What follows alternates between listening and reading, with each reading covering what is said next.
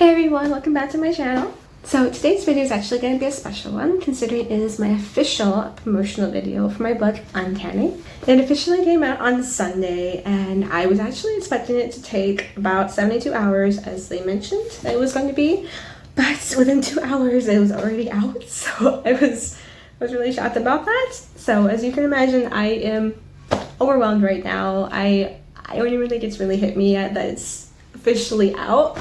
So I'm going to begin by talking about the main characters and basically what goes down in the first book. So Uncanny begins with two of our main characters, Gabriel and Audrey Beckhart. They are two siblings who come from a wealthy family that is set in the fictional town of Hollowgrove. They're returning from college on vacation, hoping to have a peaceful, relaxing time, and little do they know what is in store for them when they come back.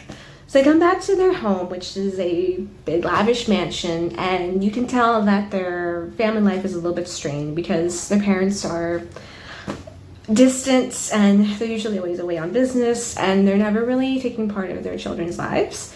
So it's basically Audrey and Gabriel against the world. They're very close and they love each other very much. When they get into their home, they start realizing that people have been going missing in Hollowgrove. And with this, it has come with monster sightings. So Audrey and Gabriel are affected by this, and they are curious as to what's going on. It has been going on for years, even though they didn't really realize it. But now that it's officially on the news and it's being talked about more, it's coming to light to them. And so they're trying to figure out basically what's going on.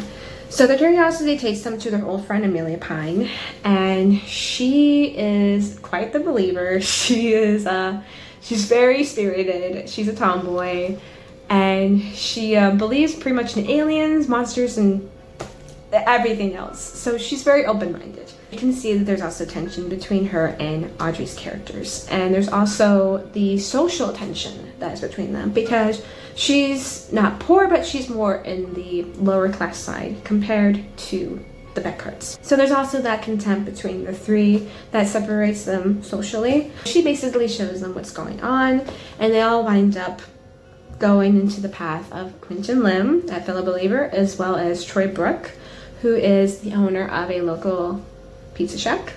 And Quinton is an aspiring filmmaker, so he winds up becoming like the cameraman. Troy is a former cameraman himself, but he left his state to wind up in Hollowgrove, and he has on his travels encountered many monsters. They also meet Rein, who is a 7-year-old monster encounter survivor, and she is so traumatized by what has happened to her that she does not speak. Basically, she is a mute character, and she only communicates through sign language or from writing down or texting what her thoughts are.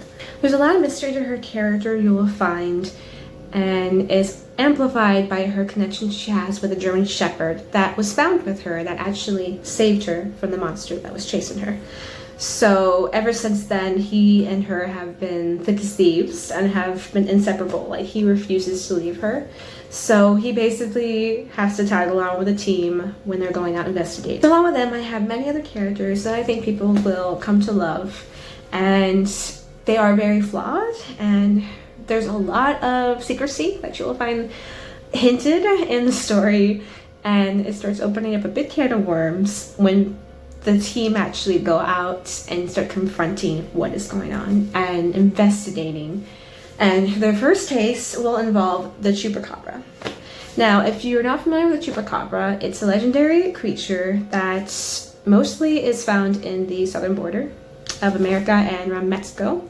It is said to be a creature that has spikes protruding from its back, it has long fangs, and it will target many livestock and drain them of their blood. So it's kind of a bat-like creature in a way that it drains blood, and it's said to be a very frightening creature that many people that have seen it, eyewitnesses and everything. And I don't know what compelled me to make it the first creature. I just thought, that is something that it does not get enough attention compared to many others like aliens and Sasquatch and Kraken and things like that. So I thought it'd be an interesting one maybe to explore that and to give a little bit of the spotlight, and also an interesting character to have featured for the Dane to go and confront, and also that's terrifying traits that will also be an opposing and life-threatening scenario for the team on their first case. So along with the assembly, the Sleuth Assembly, there's also going to be the mayor of Hollowgrove and Casper City, which is the neighboring city next to Hollowgrove. That's much more well-to-do than Hollowgrove itself because it's a much older town. There is Mayor Ripley Ravenwood. Now you can start to see that there's a little bit of a slimy characteristic in the mayor, and there's things he's certainly not telling everybody. So he's going to be kind of like that, maybe he's a crooked politician type aspect of him. And there's many other characters that are of different backgrounds and different social groups, and many of them are poor, and many of them are, more well-to-do, or many of them are just middle class. And there's many characters that have struggles and conditions, and especially the assembly have many flaws to them and many things that they are keeping to themselves that they struggle with, and then eventually they'll start to open up to each other about, and they'll start to help each other. What's fun about Uncanny, well, one of the fun things about Uncanny is that it's not going to be just one featured group. Basically it's just their perspectives on things. It is a story really about everybody in the town and in the city, and everybody has a perspective. Everyone has their thoughts explored. There's going to be sets of characters for each book that you're going to learn more deeper about, and hopefully you'll come to care about. There's going to be many different sides to the characters. Just what I find is that with a lot of books and a lot of movies and everything, even though you have perspectives of characters, and yes, they're intended to be just their perspectives, and you do have side characters, people are not just side characters in real life, that they all have their own thoughts, they all have their own wants in life. And it's important to shed light on those people and what they're thinking and what they're feeling, because we're all main characters in our own story, So I really hope that people do come to connect with the characters and care about them as much as I care about them. Even though it's like a love letter to old monster movies like from Universal or X-Files, Scooby-Doo, Gravity Falls, it's also really about coming together and how important faith and believing and hope are, and just the truth about what's really out there. And I thought it'd just be an interesting spin on basically combining all of those different elements, just the stories of outcasts, but also of monsters and also of aliens, and many other aspects inside of this. And I also have envisioned a very 90s 80s nostalgic feel to the story itself. My mom is actually the biggest fan of Uncanny, and she has read it. I read it to her the first time, and then she listened to this voice read it to her from this one site I found for her, and then she read it herself when it first came out. So she was very excited about this whole process. She was very proud of me, which makes me happy. And she was very eager for the next book to come out really quickly. So I did satisfy her a little bit by releasing the first 3 chapters and read it to her. So after I am done with this whole process for the first book, I'm going to proceed on with the second book. And thankfully, I already have an idea of the characters. I already have an idea of what the world I'm trying to set up and the tone that I have. And the next book is going to be very exciting. And I'm not going to talk about it yet because I'm waiting for it to get more exposure first, and then when people want to know more, then I'll talk about it. So the assembly consists of 7 characters. You have Gabriel and Audrey Beckhart, Amelia Pine, Rein, Quinton Lim, Brooke, and Magnus. And we will first start on Gabriel.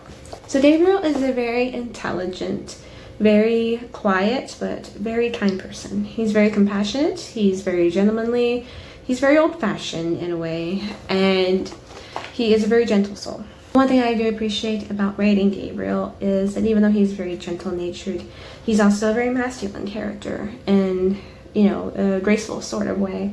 He's not very macho, but he's still, very much a powerful presence, and he has a very good head on his shoulders. He's very intelligent, he's very wise, and he's very meticulous in what he does. The thing with Gabriel is that you will find that it is significant to his character, because one aspect of him is he does start to get dreams. He starts to have these visions and these feelings, which is a sort of warning for him, and he's able to actually express those later on.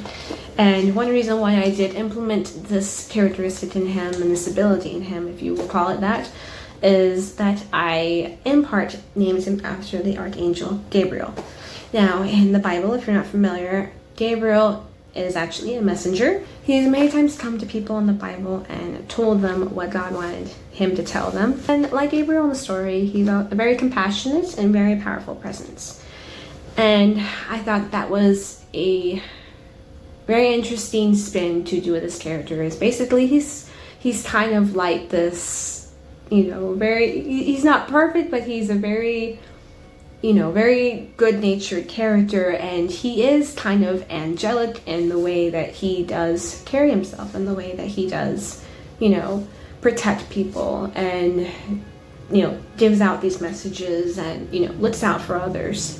He really does care about his friends and his family very much, apart from his parents, who neglect him, and his sister. Now, next on the list is Audrey Beckhart. Audrey is my personal favorite, which is very strange because she is, coming from this more well-to-do background, but Audrey has kind of an identity, like, complex crisis, because she doesn't want to be that way, more so even than Gabriel, and she really doesn't know who she is. She really doesn't know what she wants to be. And there's just so much of her that feels, distant and like she doesn't belong in the world of, living as a rich person. She has a lot of depression. She has a lot of parts of herself that she keeps hidden from others. But there's also a lot of hurt in her from what she has went through with, people that she has known, people that she's cared about that have betrayed her.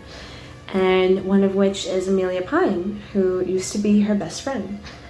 So there's just a lot that you can tell is going on in Audrey's head. She is less willing to jump on board the believer train when all this starts to come about, more so than, or less so than her brother. She takes some time to start believing it until she realizes that, maybe this is just who she is, and maybe this is where she actually belongs. Like, she never really knew it, and until now. So there's a bit arc with her character that she comes to find in herself, and all the characteristics and what she believes in. And she just starts discovering herself, and she has a strength that she doesn't even know she has, that I will be exploring in the future. But from what I have planned on, she has definitely been my favorite to work on because of the growth that she winds up having later on. She's very beautiful. She's very adored by the people in Hollowgrove, more so by people who don't really know her, just her status as a Beckhart. And she's very much involved with many of the guys in the town, but she's never been happy with them, and that's one of the things that she's basically felt like she can fulfill herself through somebody else, which is what many girls go through.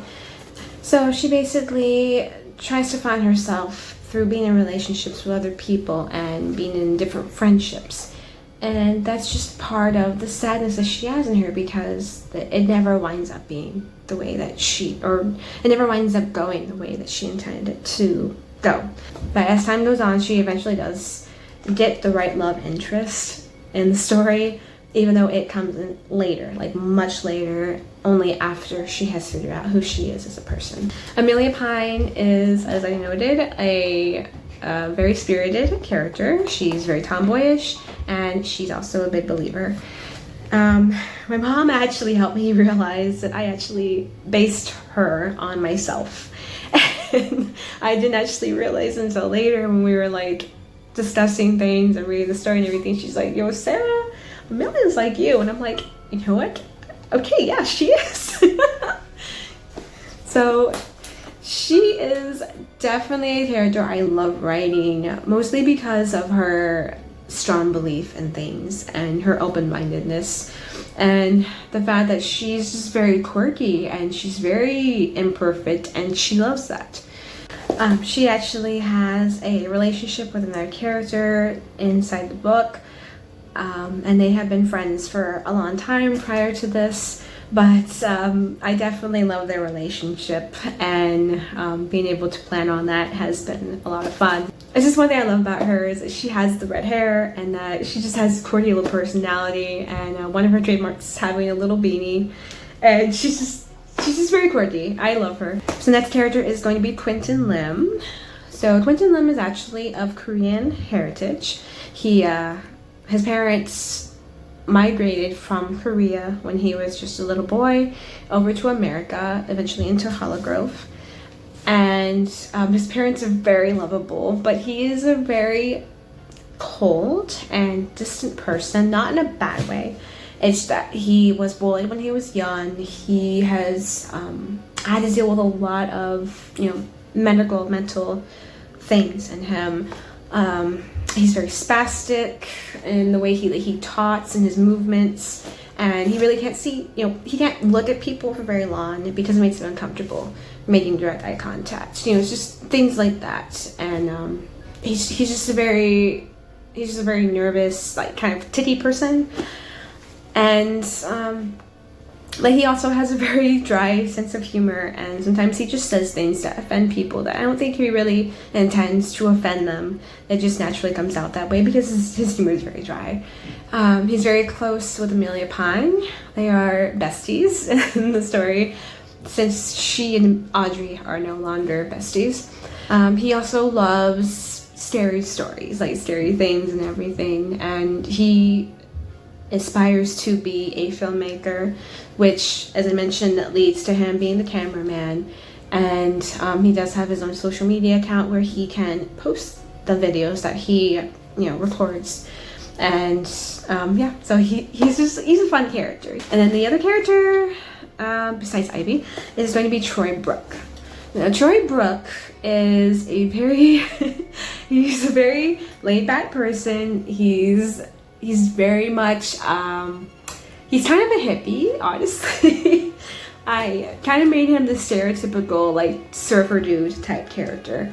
He says do a lot. He kind of, when he talks, he does talk like, oh, yeah, dude, like that kind of character. You kind of expect it, like, with him having a pizza restaurants, how he talks like that, and then he has a van. You can basically see how his character is going to be, and plus he surfs. He actually surfs. So he hails from Florida. As I mentioned, he was a cameraman there, and then eventually he migrated to Hollowgrove, and he came across many creatures. So he's not just like, that kind of goofy, like, hippie type of character, but he's also a fervent believer in the unknown and the supernatural. So it actually helps him to be a kind of mentor, not in a very mature fashion, but just as a part of he's significantly older than the other characters, but he is significantly older, and he does have that level of experience that the others do appreciate in the future, because he does know quite a few things about the creatures and that whole world of believing. The way that he talks, the way that he acts is very young, and even though he's not quite young himself, he still kind of acts like the other young people. So he really fits into the group with them, in the way that he is much more immature than he really should be. As I mentioned, a very mysterious, complicated character.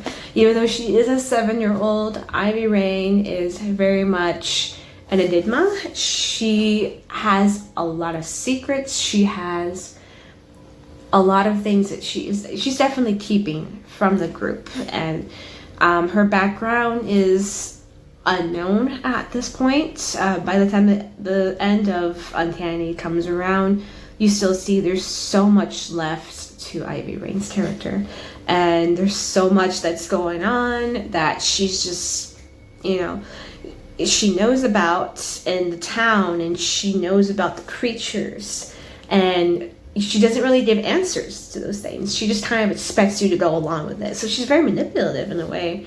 Even though she is a good character, she does align with the heroes, she is kind of antagonistic in herself, because there's a kind of a sinister side to Ivy. She's very sarcastic, she's very sassy towards the other characters when she actually does, text them or, things like that.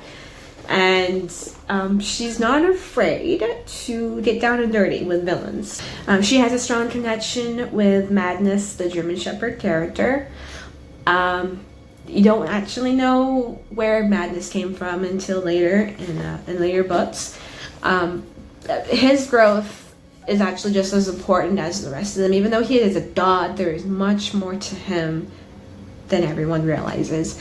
And that was also another fun thing that I was able to plan on for Magnus, is because I don't want him to just be another dog character. I don't want him to just be just another side animal companion. I want him to have his actual own story, and he does. And it's just as intriguing, and it's also a bit tragic. And I'm not gonna give out details, but basically that's it. So that is it for the characters. Next, I will be showcasing the wonderful artwork that my best friend Hannah Bailey has done for me, which is, as you will see, the cover art for the story itself.